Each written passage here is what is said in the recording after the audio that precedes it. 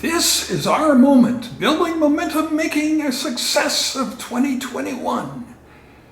The Technology and Future of Medicine course LABMP590 began in 2011. Ironically, 2021 seems to be our moment, the point where the course and I and the students have achieved a kind of escape velocity and transition from an obscure niche to mainstream relevance 10 years on. It all comes to an exciting peak in that early morning teaching session, January 21st, with London Futurist Chair David Wood. The course has always improved semester by semester, but for the first time now we have real momentum with the course continuing and expanding initiatives of the previous term. We've always had warm friendships with the students from previous years, many of whom have done great things, but this is the first time that a student from 5 years ago is coming back to contribute significantly to an ongoing initiative this term.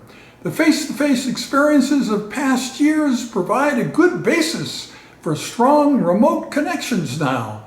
2020 was a terrible year.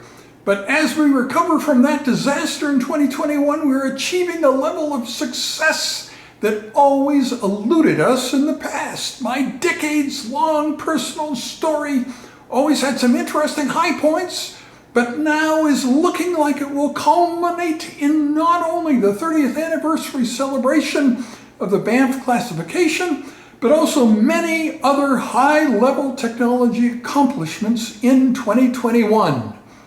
It's not that we've suddenly discovered what works, but rather that the rules themselves have changed and formulas succeed now that never could have succeeded in the past.